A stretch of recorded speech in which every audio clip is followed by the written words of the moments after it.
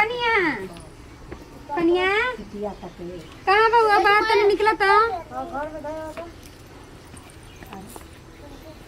तो बोली कनिया आई माथा पर लुगा धला हो के देखी तो का कहीं ऐसी आदमी छत पे उठ उठ के ताकत रहले सांझ के पहर। पहली बात कि हमारे के छो के पहले बात मत करी ठीक बा। हमार जैसे मन करी वैसे हम के कुछ कली हमार ई का कहतड़ू हो तनी बताई ना कोई के मन के बस में रह आइल बनी तेरे दिमाग है ठीक बा के नहीं। दिमाग हमार सही बैठे। अगर एगो बात सुन लीजिए अगर हमारे के कोई ज्यादा परेशान करे नो तो हम का कर लेम नो ई तो हमहु नहीं जाना। कनिया कहीं भूत तो नहीं करे तारे धइले हो हटी तो ने भूत धइले नहीं खे लेकिन ध सकत बट गे बुझाइल। अगर हमरा भूत धली नो तो सब जानी नो के पता चल जाई नो कि हमरा के का धइले बट गे। ई कैसे बोलते तार बोले के सहूर नहीं के का हो। देखा कनिया ऐसे ना बोले जला बड़ छोट से समझ लू। हमारो के देखला आज लग दीदी जवान नहीं खेल लड़ाईले आ तू कैसे लड़ावता हूं। अच्छा रे कॉल कर ठीक बेटे ले आई फेविक्विक सटा ले अपना में ले आई ना जाई जाई लेके आई लेके फेविक्विक सटा ले तनी का जाना तनी जा मुंह मार के बंद कर रखी जा। हां ई कैसे करते हो हमने के दीदी जी कबो कुछ नहीं की बोले आ तू छोड़ा के आज के आइले लड़की हमने के बोलते काहे के तैयारी हमरा भेरी काहे के तैलू है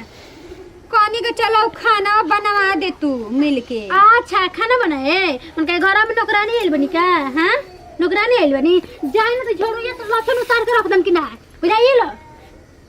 हम जाता नहीं अबे अब तो एक काम करवाए खाती हमारे से हम काम को के दे हम एकनी के जौन सोचले बैसो न कुछ ना के दे हम। शादी से पहले हमर बाबूजी कहले रहन 1 लाख रुपया खाली कम देत रहन त मनली सन ना का को दैसन कि ना 5 लाख लियाइबे करी दहेज। अब सारा अपन दहेज का सब जितना दुश्मनी बनु सब एथी कर ले तनी कि ना हमरा से काम करवाई हम जा का ये दीदी जी तो अब गोतिनी मानदान करत या नु नया नया बिया गोतिनी तो। अरे काहे ना मानदान तो करते बिया हो जान तड़ू दान दहेज तो देल ही बासन बाकी बड़ी संस्कारी बिया जान जा एकदम बोली तो बोलत या बुझाता कि जैसे कोयल हटे जाए दी बढ़िए नु बा आजकल के जमाना में केकर ऐसन लड़की मिलत तड़ी सन अपना संस्कारी ना हो। चली ठीक है नु बा मान आदर करो बड़ जेठ के बड़ जेठ लेखा समझो घर के काम काज करो तो ओकरा के बढ़िए कहल जाई। हां तब कह दादा ना तो हमनी के तो सोचनी जा कि का जना ऐसन मत आवे घर में नु कि जैसे हमनी के तीनों गोतनी मिल के बन जाता एगो ऐसन मत जे खचड़िन के हमनी के अलग कर दे बाकी ऐसन कुछ नहीं खे बढ़िया से भी बोलत बतियाले बढ़िया से बोले ले। अब भगवान जरा से आगे चल के का करी हम आगे के जानता आगे के क्यों जानता। अब हमनी के बानी जाता आगे जानतन जे कि का होई ना आगे कोई जानता कभी अभी ठीक से भी है अभी ठीक से भी है तू है जी। हां अब नो अब तू ठीक है बड़ी काम करता इतना पतड़ी इतना गुणगान बड़ी हूं ना नहर कनिया का हो गला ना पतरा पर लुगावा डालबू कि बहरिया आवेलू तो ऐसे ही आवेलू। आई हे दीदी जी गलती से न हट गेले जी हम ओकरा चक्कर में नो हमरा ध्यान भुला देते कि हमर कपार पे लुगी नहीं खे का भइले बात का भइले एक चिल्लाए के अपना देखो तनी नो का भइला बताइबू तब न पता सब के मछड़ावा रे तोहनी के चैन से ना रहला सन लागला सन भिन भिन आए छोटकी मरला सिया पाजी। हां छोटकी मरला सिया अब की का कहतड़ू हो काहे खाती मारी। आहे दीदी जी हम ना जानत रहनी का नई के बहरी ऐसा निकली जी चढ़बा की न का कहले से तोरा के हम कुछ ना कहनी जी कपार पे पल्लू ना रहला ओकरा तो हम कह देनी कनिया कपार पे पल्लू ऐसे ना मतलब ना गिरा के रखे के चाहिए गांव घर देखी तो का कही तो कहतिया हम कपार पे पल्लू गिरा के रखी चाहे कुछो करके रखी तू के हाउ आई दीदी जो कहीं धक्का दे देले तू काहे हमरा के मारते इस रे बताओ तनी दीदी जी बताओ तनी। हां बताई दीदी जी हम कहत रहनी हनु कि आजकल के जमाना में केहू कह देवे कि हमरा घरे निमन आ जाई हमरा के बोली हो माई हमर तो काम तू मर के हमर समझावे लड़ू कि मार नहीं तू रहल बड़ू। हां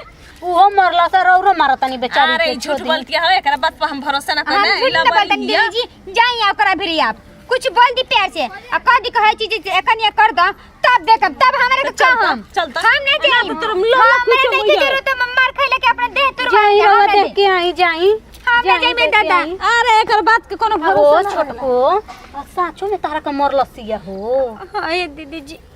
मरले का होइसे धक्का दे देले हिया होइसे से बार-बार करत रहली दीदी जी हम छतिए एकदम लागत धू धू करत रहला छेद हो जतन जता आई बड़ी तोपा ताड़ी बड़ी बड़ाई करत रहली हमारा भीरी हम जननी है हाला सुनात रहे घरवा हुनिया जानलू हम जानत रहने कि लड़ाई झगड़ा कुछ भइल बा। देखिए दीदी जी हमनी के का ओकर मनवा में घुसल रहन जगह कैसन भी कैसन ना, लेकिन 76 निकलल का करें जा। हम जाके देखो तनी बड़की दीदी जी के मारत है कि का करते। हो चल चलो तो हम तनी देखी चलो तो बड़ा एकनी के नु बड़ाई करत रहिसन अब न बड़ाई करत बाप रे बाप है कैसा दिया इंस्टाग्राम पर नु फोटो डाले कितना दिन हो गइल बटवी की ना। बाकी कुछ भी कह इतना क्यूट बानी सुंदर बानी नु कि 1000 अब 2000 लाइक हमेशा हमारे फोटो पे आवत रहे, लेकिन ना ऐसा ही अगर चलल न तो कुछ दिन में तो फेमस हो जाइम कि ना, हर गली के लोग हमरा के जाने लगे। कने का कहत हो सुन त हो इतना क्यूट लागत बानी ना। ए कने सुतल बा हे जो सही हो चाहे से आदमी लोकता। अरे उठ के तनी कुछ बनाव खाना पानी ओ कनियो में हाथ बकवा द जाके।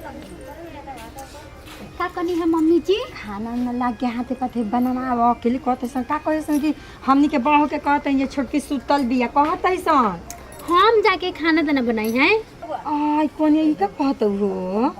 अगर अपना मुंह चावर कभी काम करे के हमरा के कह देनी नो तो जहर जबरदस्ती खिया देम कि ना बुझाइल। अरे बाप रे बाप ये ऐसे ना बोले के चाहिए नी के बात कहनी त अरे बाप रे बाप शादी से पहले तो बड़ा मुंह चलत रहे कैची के तरह, अगर ज्यादा बोलनी तो चाकू के तरह काट दे बुझाइल।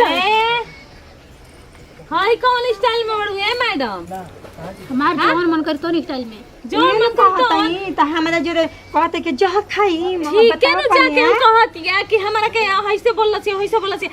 अरे है कपड़ा पर है गांव टोला महला के है देखी त है का कही है बढ़िया से नहीं खा के ओहला अच्छा लागत वैसे वैसे ना रहली सब बेटी ई कौन ड्रेस बना के बाड़ू?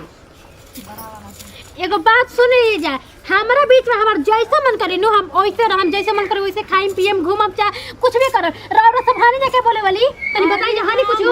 हां ना हां उ सास है हम गोती नहीं है जानलू ना सासड़ी हाँ। सासड़ी हाँ, त का बोलब ना है धोक नु अरे को करे है अरे हम तो लाजे शर्म नहीं खे दादा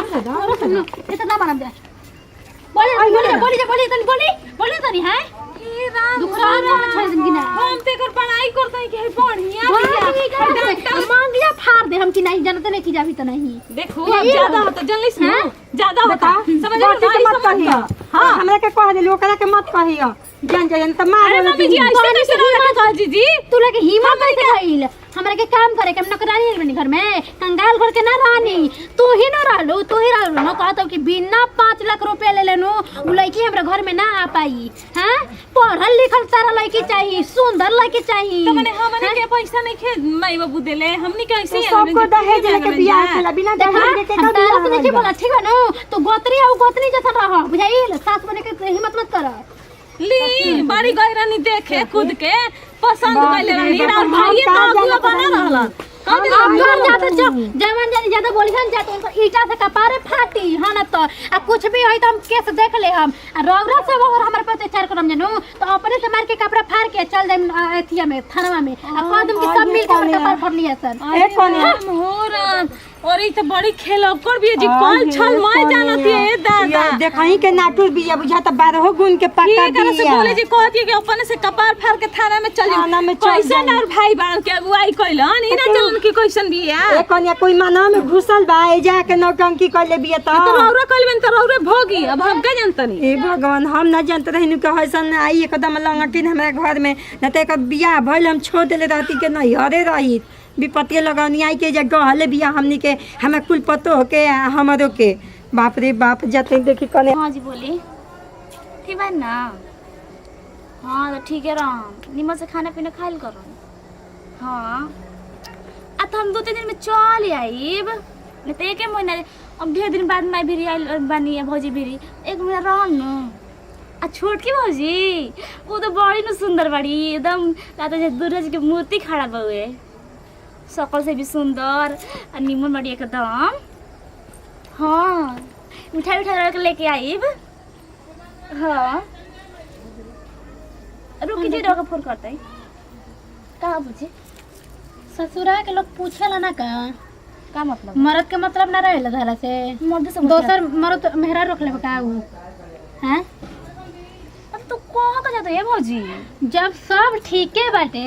त हे जे तू का करता हूँ हमारी घर हुए हैं? अपन घर हुए कैसन घर कौन घर हैं माई के घर बाबू के घर इन्ना तारा माई के घर ना तारा बाबू के घर ई घर हमार हटुए एगो बात कान खोल के सुन बोरिया बिस्तर सब बा ना आइजा से चिपटा से निकल के जा अपना ससुरा ठीक बा ई का कहत है? एजा रहे के नहीं खे बिना ये लो आ हे भौजी का कह दो आज तक हमके बड़ की भौजी ऐसे को नहीं खींचा कॉले तू छोटो कैसे कहता हूँ नटंकी आंसू देखो ये अपने भौजिन पास हमारा पास नहीं ठीक बा